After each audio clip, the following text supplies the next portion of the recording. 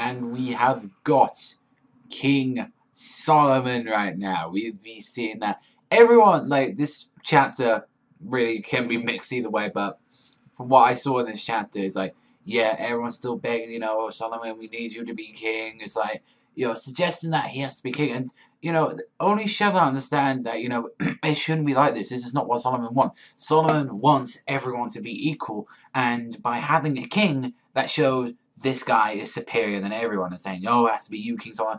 And here as well, they're all bowing down to Solomon. It's like, Solomon doesn't want that. He's still struggling with his insides to fight this against his father. He doesn't want any of this right now. And yet, we are repeating some of the stuff from the last week's chapter, I will have to admit, that with the Solomon stuff, and a few chapters. But when I saw that, and when Ian and Sheba, after which I really found this a touching moment, and Sheba was in there, because he was talking about, a little bit of the backstory, saying, like, he wanted to go out just because he wants some friends.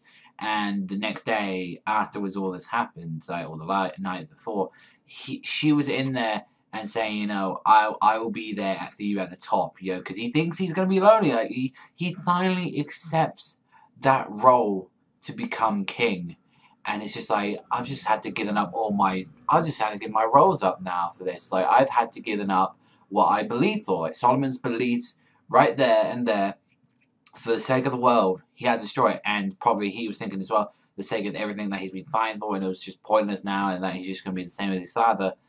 It was one, and Sheba, like, understand, how he went through it, and saying, I will always be, so I will never leave you alone, and I will accept your destiny right with you. That kind of, like, meant, like, a little comedy here and there. And Solomon looking beastly when he was the king. He's got everything ready. He's got the staff. He's like, the last night before the final battle begins, like, pretty sick.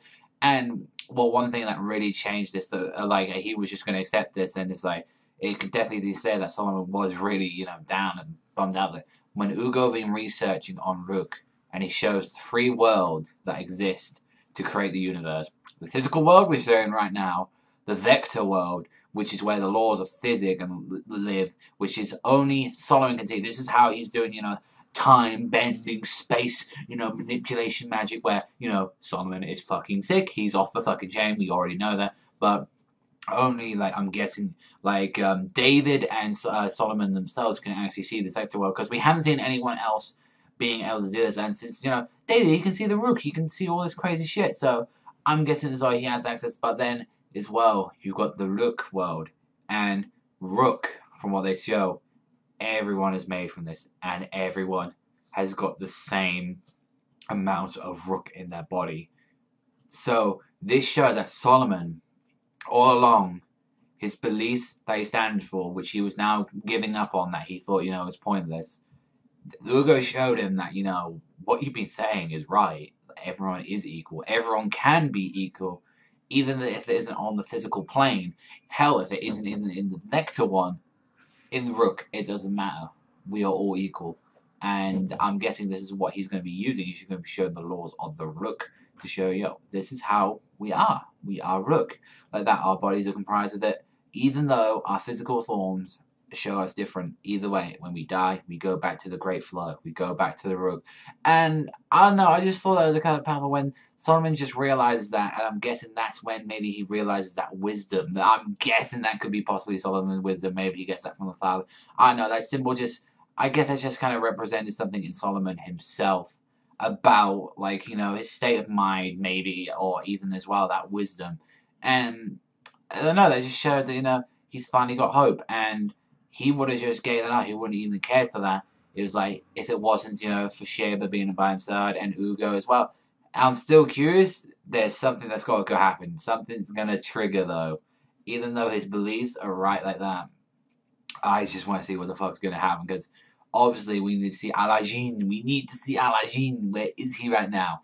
But we need him to be born after this final battle, which it could go either way. I mean, they say he's a reincarnation of Solomon. They did say he was his legitimate child, because that something could have happened right there. And for all we know, Arba could be the mother. Maybe he went to another woman.